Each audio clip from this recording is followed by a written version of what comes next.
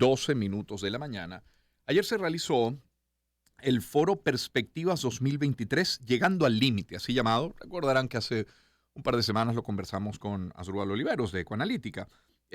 Allí participaron el doctor Francisco Monaldi, el doctor Pedro Palma, claro está, Alejandro Grisanti, Asdrúbal Oliveros, Luis Arturo Bárcenas, entre los ponentes, muy interesantes, celebrando además los 18 años de Ecoanalítica, y queremos compartir hoy la ponencia de uno de los voceros de Ecoanalítica, pero también como las conclusiones generales que ha podido dejar este evento.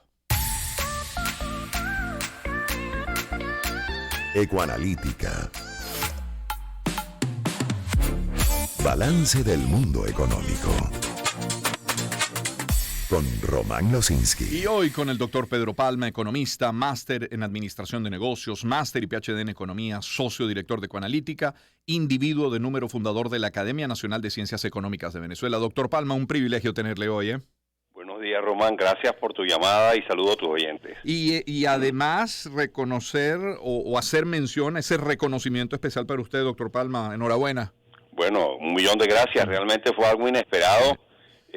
Bueno, y me honró enormemente que me hicieran ese homenaje. Más que merecido. Doctor Palma, ¿puede compartir primero parte de su exposición ayer? Ayer su exposición se centró en el entorno cambiario, pero luego le pediría qué cree que dejó el evento como conclusión, luego de escuchar a Monaldi, de escuchar a Asdrúbal, de escuchar a Luis Arturo o a Grisanti. ¿Qué dejó el evento al final también?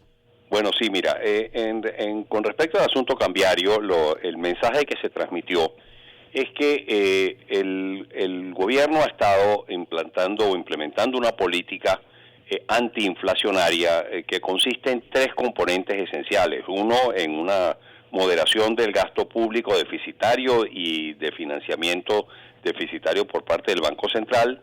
El otro es una política monetaria muy restrictiva con unos encajes requeridos a la banca sumamente altos que han mantenido el crédito prácticamente en forma inexistente en Venezuela. Y el tercero es el anclaje del tipo de cambio como una medida para abaratar los productos que se importan debido a la alta dependencia de las importaciones para abastecer el mercado local, debido pues a la destrucción de que ha sido objeto del aparato productivo interno, tanto público como privado, en las últimas 2 décadas. Y esa situación, digamos, de anclaje del tipo de cambio se ha traducido en que el precio de una mercancía llamada dólar, el tipo de cambio, ha aumentado mucho menos intensamente que el aumento de los precios del resto de los bienes y los servicios. Ha habido un rezago en el ajuste de ese precio del dólar. Y eso ha llevado a una situación de sobrevaluación de la moneda, una sobrevaluación cambiaria que ha hecho artificialmente barato el dólar. Eso trae como consecuencia, sí, es verdad, el abaratamiento de los productos importados, pero también una pérdida en la capacidad de competitividad del aparato productivo interno, un estímulo cada vez mayor a la importación, un estímulo cada vez mayor a la salida de capitales, y eso es algo que no se puede sostener, porque para tú sostenerlo, el Banco Central tiene que intervenir activamente en el mercado cambiario inyectando dólares para mantener el precio de la divisa artificialmente bajo.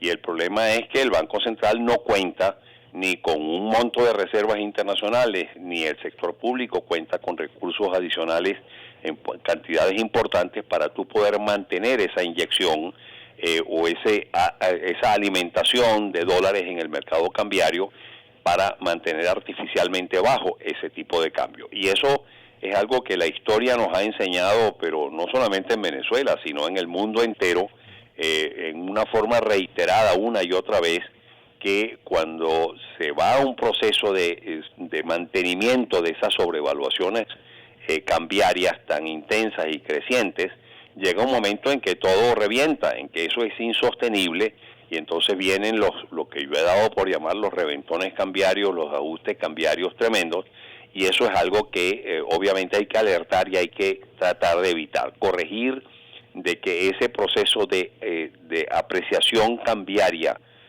tan marcado y creciente como el que existe en Venezuela, es algo que no es conveniente porque nos va a llevar inevitablemente de mantenerse en el futuro a una situación muy crítica. Claro, sostenible en la medida además que esté bien sana y operando nuestra industria petrolera. Doctor Palma, le preguntaba también por la conclusión general, porque cuando comenzamos a recibir las preguntas de los asistentes, muchas de ellas tenían que ver con banca, hablando de banca específicamente, de financiamiento. Recordemos que a este tipo de eventos, este tipo de foros van presidentes, dueños de empresas, gerentes generales, en menor medida a lo mejor gente del Departamento de Recursos Humanos, pero sobre todo son dueños de empresas. Y entonces preguntaban por banca, por financiamiento y cuáles son los sectores que se convierten en una oportunidad. ¿Qué cree que se llevó la audiencia ayer? Bueno, mira, con respecto al asunto del crédito, como ya decía, una de las políticas, digamos, que se han aplicado para reducir la inflación o para mantener o para salir de la hiperinflación que sufrimos en el año 2018 y años ulteriores o periodos ulteriores, es que se estableció un encaje requerido a la banca muy alto, del 100%, después se bajó a 83% y ahora está en 73%. Ese es un encaje sumamente elevado que prácticamente ha aniquilado el crédito. En este momento los números que da el Banco Central es que la cartera de crédito del sistema financiero total de Venezuela está en el orden de $600 millones. Esa es una cartera de crédito que equivale a la cartera de crédito de un banco mediano de Colombia. Y en el sistema financiero del año 2010 en Venezuela, la cartera de créditos de la banca estaba en el orden de los $12.000 millones. Imagínate pasar de $12.000 millones en el 2010, hace 12 años o hace 10 años, a solamente a 600 millones. Eso significa que no hay crédito.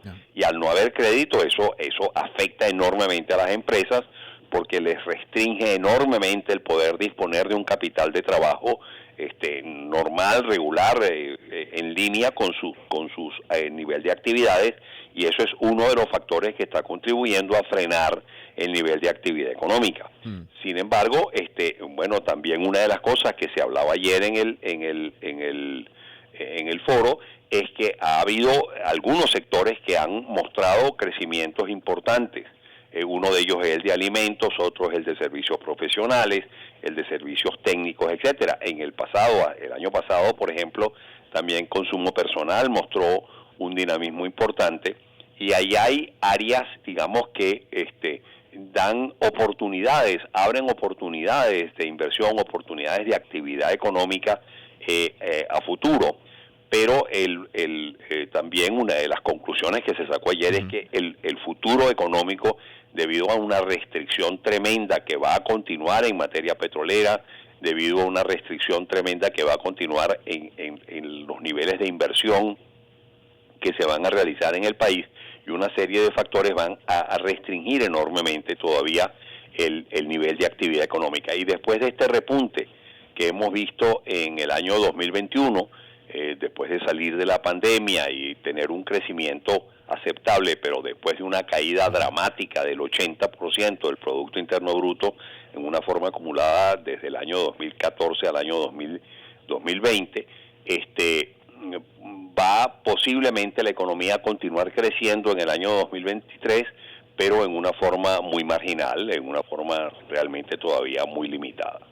Me llama la atención ayer cuando le escuchaba a usted y escuchaba al doctor Monaldi, lo mismo con Asdrúbal y Grisanti o Bárcenas, es que sí, el entorno luce complejo, también que, bueno, hay elementos, hay variables que parecen limitar una recuperación real, general, a corto plazo, pero insistieron todos prácticamente en la palabra oportunidad. Entonces parece que el reto en la economía, y me refiero a la economía de la empresa, de la industria, del comercio, pero también de la economía familiar, pasa por encontrar esa oportunidad, ¿no? Mira, sin duda alguna, Román, porque en Venezuela está prácticamente todo por rehacerse, por reconstruirse, por rehacer esta economía. Esta es una economía que se vino a menos de una forma dramática, y por lo tanto, mira, ahí está todo por hacer. En consecuencia, cuando tú tienes ante tu visión futura unas cosas que todo por hacer, ahí hay oportunidades, sin duda alguna. Y el mensaje que se transmitió ayer es, Miren, señores, hay que ver dónde están esas oportunidades, cuáles son esas oportunidades más inmediatas y cuáles son las oportunidades más mediatas, porque a este país lo tenemos que reconstruir, lo tenemos que rehacer, lo tenemos que poner otra vez en una situación viable, en una situación de normalidad económica, ya no dependiendo de la renta petrolera como fue cuestión en el pasado, eso ya una cuestión del pasado, pero sí una nueva economía que sea una economía diversificada, una economía donde las exportaciones sean de múltiples productos, donde haya capacidad competitiva para que esa exportación se dé.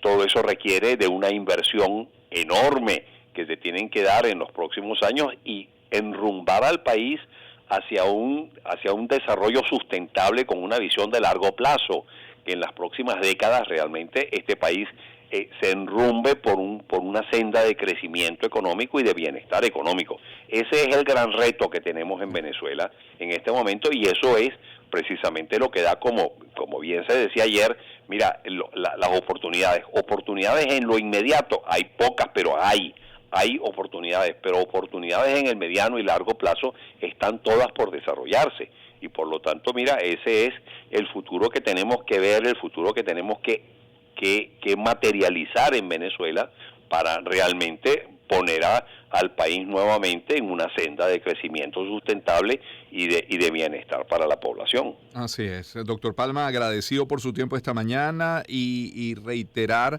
la felicitación por ese merecido reconocimiento. 1.000.000 de gracias, Román. Un placer. Muy buen día, que esté muy bien. Es Pedro Palma quien nos ha acompañado hoy en la Agenda Económica.